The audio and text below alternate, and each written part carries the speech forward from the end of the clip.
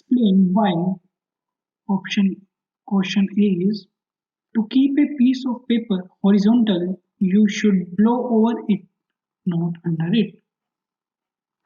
So question is, suppose हमारे पास एक piece of paper है. This is some piece of paper.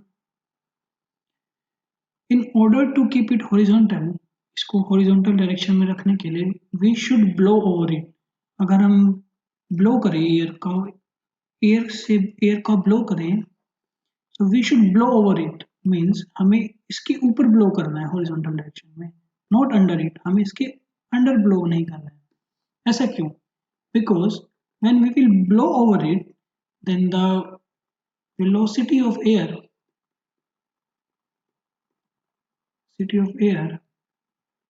over it will increase,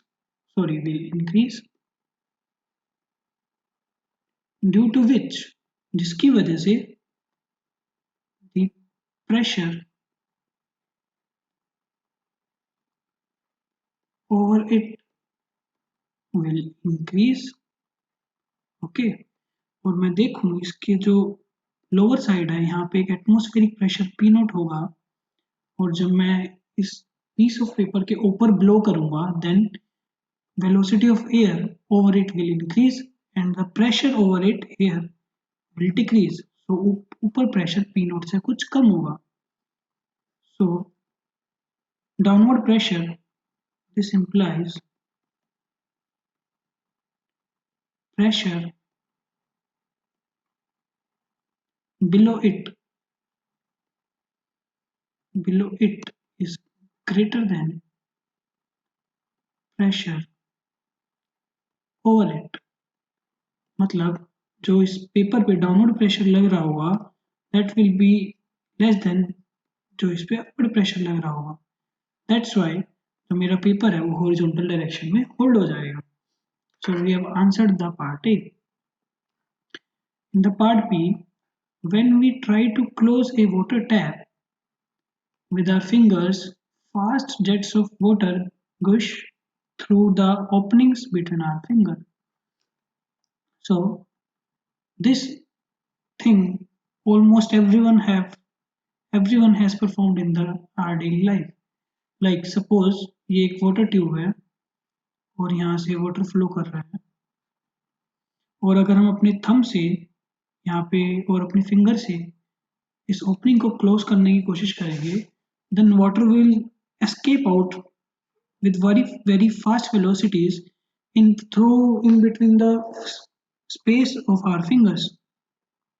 हमारे fingers के बीच में जो स्मॉल स्पेस होगा, वहां से एक fast jet of water will emerge out. ऐसा क्यों होगा? As per the equation of continuity, area of cross section into velocity is always constant for a steady flow. So अगर मैं अपनी फिंगर्स को प्लेस कर एरिया ऑफ क्रॉस सेक्शन को decrease करूंगा, so velocity of jet will automatically increase so that the product of area into velocity will remain constant.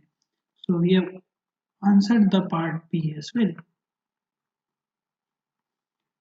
Now in the option C, the size of the needle of a syringe controls flow rate better than the thumb pressure exerted by a doctor while administering an injection.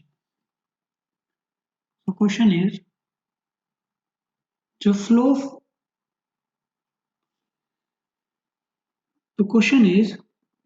flow rate is better controlled by the radius of the syringe than the thumb pressure, because हमें पता है Q which is equal to volume rate of flow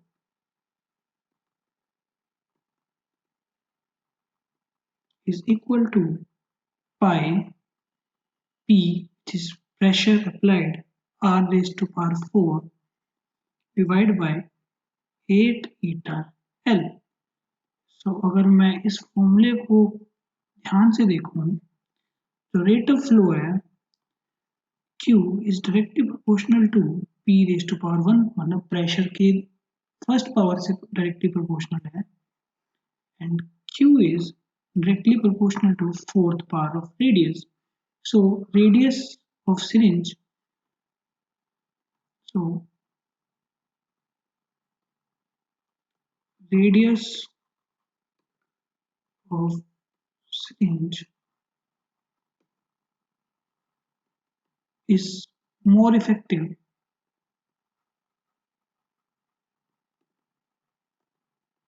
in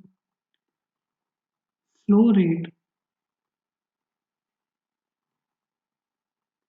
or volume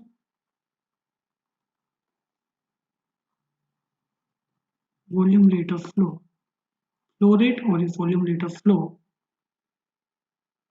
rather than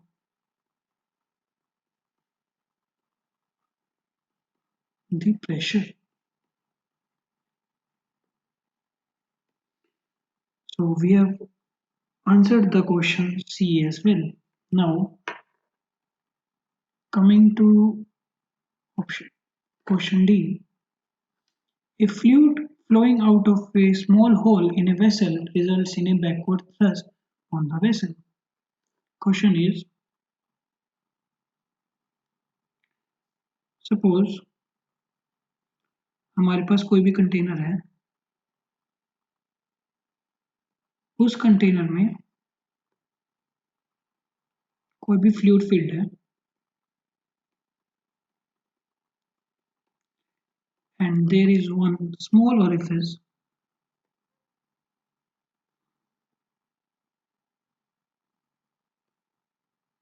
suppose there is one small orifice मतलब there is small hole for the opening. So here in this small opening there will be a pressure difference on a point out just outside the orifice and just inside the orifice. The pressure difference will be, if this height is h, the pressure difference P will be rho g h, where this rho is the density of fluid, g is the acceleration due to gravity, and h is the height of column. So as per the Newton's law, the flow of liquid out of an orifice as per Newton's law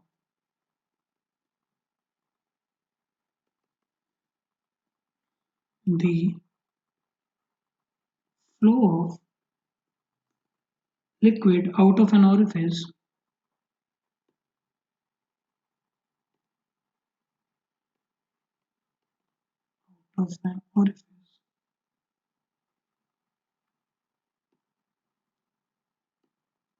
will result in a thrust will result in a thrust, or I can say reaction force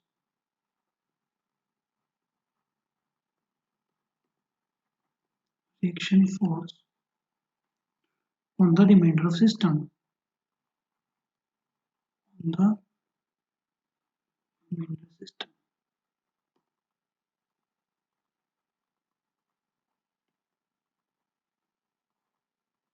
okay जब मेरा liquid इस orifice से बाहर आएगा and due to the Newton's law this liquid emerging out from this small orifice having area of cross section A or and having a pressure difference P, which is written here, will exert a force on this remainder system, and that value of force will be 2 times area of cross section and the pressure difference. So with this we have answered the question D as well. Now in the question E, a spinning ball in air does not follow a parabolic trajectory. मतलब अगर हम cricket ball को देखें जब cricket ball spin करती है then it never follows a parabolic trajectory. So We have a very nice explanation for this, like for the part A.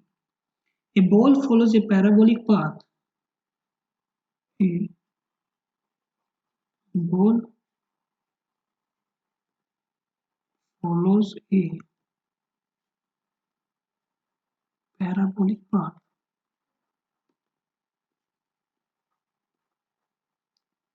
only when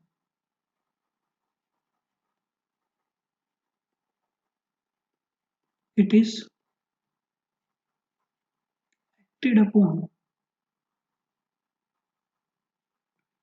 by gravity alone. जो मेरी ball है वो parabolic path तभी follow करेगी when it is acted upon by the gravity alone, जब उस पर सिर्फ एक ग्रेविटेशनल फोर्स लग रहा होगा। लेकिन मेरी जो एक स्पिनिंग बॉल बॉल है, ये spinning ball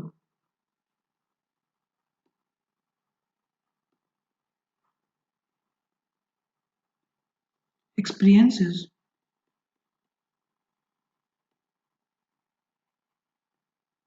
experiences dynamic lifts. ये जो स्पिनिंग बॉल है, जब वो बॉल मेरी स्पिन करेगी वो बॉल डायनेमिक लिफ्ट्स एक्सपीरियंस करेगी and hence will not follow the parabolic path.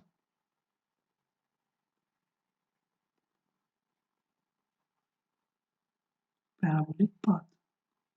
So अगर मेरी कोई स्पिनिंग बॉल है और ये बॉल है, ये मेरी स्पिन कर रही है, तो इस पर एक ग्रेविटी एक्ट कर रही है, along with there will be some dynamic lifts that we have read. Reason for these dynamic lifts we have read from the Bernoulli's theorem. So due to combination of these two Bernoulli's theorem, so from the combination of these two, the ball will not follow a parabolic trajectory.